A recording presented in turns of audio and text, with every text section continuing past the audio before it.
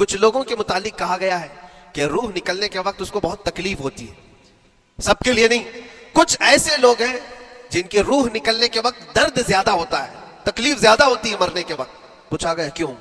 کہا کہ یہ روح جو ہے اس کی ساری بنائی ہوئی چیزوں میں اٹکی ہوئی ہے، اس کی اولاد میں بھی ہے، اس کے مال میں بھی لگی ہوئی ہے، اس کے گھر میں بھی لگی ہوئی ہے، اس کے جائیداد میں بھی لگی ہوئی ہے. روح جب نکل رہی ہوتی ہے ان سب چیزوں سے بھی نکل رہی ہے، جہاں جہاں اس کی خواہشات لگی ہوئی تھی سب جگہ سے کھینچا جا رہا ہے، تو درد بڑھتا چلا جاتا ہے، تکلیف بڑھتی چلی جاتی ہے. اور پھر وہ جب دیکھ رہا ہوتا ہے خالی ہاتھ جا رہا ہو، تکلیف زیادہ ہوتی. اسی لیے میرے عزیز و اللہ کے نبی صلی اللہ تعالیٰ علیہ وسلم کا جب آخری وقت آیا، آپ کے وصال کا وقت آیا، حضور نے اپنی بیویوں کو بلایا، ازواج مطہرات کو بلایا اور پوچھا کہ کس کے پاس کتنا سونا ہے، کتنا زیور ہے. ازواج مطہرات نے کہا میرے پاس اتنا ہے، ان کے پاس اتنا ہے. سب نے اپنے چاندی سونے کے زیورات لا کر پیش کر دیا. حضور پاک صلی اللہ علیہ وسلم نے فرمایا اے میری بیویوں، اے میری ازواج، اگر تم چاہو تو یہ سب اللہ کی راہ میں خیرات کر دو، اللہ کی راہ میں اس کو وقف کر دو، خیرات کر دو. بیویوں نے پوچھا یا رسول اللہ صلی اللہ علیہ وسلم، کیا آج سے سونا چاندی پہننا حرام ہو گیا ہے؟ کیا ہمارے لیے ناجائز ہو گیا ہے؟ نبی پاک صلی اللہ علیہ وسلم نے فرمایا نہیں، زینت تو تمہاری ہی لیے ہے، سونا اور چاندی تمہارے لیے ہے، حرام نہیں ہے، ناجائز نہیں ہے. لیکن میں دیکھ رہا ہوں میری زندگی کا آخری وقت آ گیا، میں رب ذوالجلال کی بارگاہ میں جانے والا ہوں. میں یہ چاہتا ہوں کہ اس حال میں دنیا سے جاؤں کہ میرے گھر میں سونا چاندی کا کوئی ٹکڑا پڑا ہوا نہ ہو اور اللہ کی بارگاہ میں فقیر اٹھایا جاؤ. یہ نبی پاک صلی اللہ تعالیٰ علیہ وسلم کی خواہش ہے کہ میں اللہ کی بارگاہ میں اس حال میں جاؤں کہ میرے گھر میں کوئی چیز رکھی ہوئی نہ ہو، سونا اور چاندی، مال و دولت. کیونکہ میرے عزیزو اسی سے اندازہ کرو انسان اپنی خواہشات میں اتنا گھر جاتا ہے کہ اس سے نکلنا اس کے لیے مشکل ہوتا ہے. اور روح نکلنے کے وقت یہی تو تکلیف ہوتی ہے کہ کہاں کیا کیا بنایا تھا، کتنا جمع کیا تھا، حساب کرتے کرتے اس کی روح نکل جاتی ہے. ہم نے دیکھا ہے، میں اپنا ایک تجربہ بتاتا ہوں. عمرہ سے ہم واپس آ رہے تھے، 40 لوگوں کا قافلہ تھا. ایئرپورٹ پر پہنچے، بہت تاخیر ہو چکی تھی اور فلائٹ کا وقت بہت کم رہ گیا تھا. اور حاجی لوگ ماشاءاللہ جاتے ہیں تو خوب بھر بھر کر کے سامان بھی لیتے، کیا کیا سامان تھے سب کے پاس. اور ہمارا بار بار جانا آنا ہوتا ہے، میں کبھی کوئی زیادہ چیزیں رکھتا نہیں. ہم تو آگے نکلے، گروپ پورا تھا اور سارے لوگ سامان لے کر کھڑے تھے. وقت گزرتا گیا، فلائٹ جہاں چیک ان ہو رہا تھا سامان، انہوں نے کہا کہ 25 کلو سے زیادہ کا الاؤڈ نہیں ہے. اور یہاں 40 کلو لے کر بیٹھے ہوئے تھے. میرا تو تھوڑا سا لے لے، تیرا تو تھوڑا سا لے لے، ایک دوسرے کو پیش کر رہے ہیں.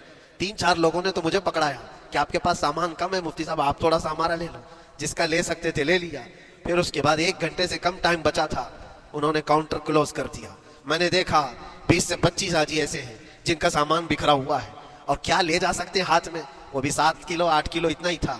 ان کی خواہشات میں دیکھ رہا تھا، کوئی مسلح اٹھاتا ہے، کوئی کھجور اٹھاتا ہے، کوئی کہتا ہے نہیں میرے بچوں کے لیے کھلونے لیا تھا اس کو لے لیتا ہوں. وہ لے لو تو مسلح چھوڑنا پڑتا ہے، یہ لے لو تو کھجور چھوڑنا پڑ جاتا ہے. کسی نہ کسی طرح سے وہ لوگ آخری وقت 2-4 چیزیں لے کر کے نکل رہے تھے اور بکھرا ہوا پورا سامان ایئرپورٹ پر ایسے ہی موجود تھا. 1-2 کلو نہیں، کتنے کلو کا سامان چھوڑ کر کے یوں ہی آنا پڑا. یا تو پھر فلائٹ کے سفر پہ جاؤ یا سامان میں لگے رہو، 2 ہی آپشن تھے. اور کون وہ چھوٹے سامان کے لیے اپنا سفر ملتوی کرتا. واپس آئے، حسرت بھری نگاہوں سے دیکھتے رہے اپنے سامان کو. اور پھر اندر آ کر جب بیٹھے میرے ذہن میں یہ بات گونجنے لگی، یہی حالت ہوتی ہوگی جب انسان دنیا سے جا رہا ہوتا ہے، جب یہاں سے رخصتی کا وقت آتا ہے اور ملک الموت سر پر آ کر کھڑا ہو جاتا ہے. روح نکلنے کے لیے بھی تھوڑا سا وقت باقی ہے، بس منٹوں میں بھی نہیں رہ گیا. جب اس کو نظر آتا ہے اب یہ سوچتا ہے اتنی نمازیں باقی رہ گئی، اتنی زکوٰۃ بھی رہ گئی، حج بھی تھا اور بھی کچھ چیزیں کسی کے دینے کے باقی تھے، قرضے بھی تھے، کس چیز کی نصیحت کروں، کس چیز کی وصیت کروں. فلاں جگہ ایک گھر خرید کر کے اس کے ڈاکیومنٹ تو وہاں رکھا تھا، بیٹے کو بھی نہیں بتایا، بیٹی کو بھی نہیں بتایا، پتہ نہیں کس کے ہاتھ لگ جائے گا. یہ خواہشات گھومتی رہتی ہیں، وہ کسی کو بتا بھی نہیں پاتا. ادھر ملک الموت روح نکال کر نکل پڑتے. یہ انسان کی شارٹ لائف ہے، مختصر سی زندگی ہے جہاں یہ خواہشات دھری کی دھری رہ جاتی ہیں. اسی لیے شیخ سعدی نے بہت اچھی بات فرمائی. ایک بادشاہ نے اعلان کیا تھا اپنے وزیروں میں سے ایک کو، اس سے بہت خوش ہوا اور کہا جا آج تجھے میں اتنی جائیداد دوں گا، اتنی زمین، اتنی پراپرٹی دوں گا جتنا تو اپنے ہاتھ میں ایک لکڑی لے کر گھیر دے گا، جتنی زمین تو گھیرے گا اتنی تیرے نام لکھ دوں گا. لیکن اس کے لیے ایک شرط ہے، صبح یہ لکڑی لے کر تو راؤنڈ مارنا اور اتنا گول سرکل بنانا سورج ڈوبنے سے پہلے تک، جتنی زمین گھیر لے گا وہ پوری تیرے نام پر. اس نے سوچا کہ اتنی بڑی زمین میں گھیر سکتا ہوں، ایک پورے دن एक पूरे दिन, मियाँ मुंबई वाले अच्छी तरह जानते हैं 4x4 की जगह मिल जाए तो यहाँ कितनी बड़ी गनीमत होती। और उस बंदे को बादशाह ने कहा लकड़ी हाथ में ले ले और लकीर खींच, शाम होने से पहले जितना करेगा पूरा तेरे नाम पर। वो निकला और जब लकीर खींचते खींचते जब चलने लगा, पीछे मुड़ के देखता था बहुत लंबी हो गई है, इतनी जमीन मेरे नाम पर होने वाली है। दोपहर हो गई, वो वापस आना नहीं चाह रहा है। वापस आकर के सर्कल पे खत्म तो करना है जहां से शुरू किया था। सोचता और थोड़ा सा और थोड़ा सा और थोड़ा करते करते वो असर हो गई उसकी। अब उसको लगा कि वापस पलटना चाहिए। कई किलोमीटर हो गए थे, इतने किलोमीटर की जमीन अब वो अपने नाम पर करवाने वाला था। लेकिन जब वापस पलटने का वक्त आया, सांस फूलने लग गई, क्योंकि सुबह से चल रहा है, खाया भी नहीं है, पिया भी नहीं है, जिस चीज को जमा करने के लिए दौड़ता रहा। अब सूरज पीला पड़ गया, डूबने के वक्त करीब आने लगा तो अब भागना शुरू किया। बादशाह और उसके वजीर इंतजार कर रहे थे कि ये लौटेगा भी। अब देखा बड़ी दूर से ये दौड़ता दौड़ता आ रहा है, अपनी लकड़ी को लकीर जमीन पर खींचते हुए कि जल्द से जल्द अपने उस पॉइंट पर पहुंच जाऊं जहां से शुरू किया था। सांस फूलने लग गई, दौड़ते दौड़ते हाँपने लग गया। सूरज डूबने के करीब आ गया, आखिरी किरणें बाकी थी और इसका पॉइंट भी करीब आ गया था। दौड़ते दौड़ते किसी तरह सूरज गुरूब होने से पहले पहुंच गया वहां पर, लेकिन कसरत से भागने की वजह से ठोकर खा करके गिर गया और अपने उस पॉइंट पर लकड़ी ला करके जमा कर दिया। बहुत बड़ा सर्कल, बहुत बड़ी लकीर खींचा था, लेकिन ऐसा गिरा कि दोबारा उठ नहीं सका।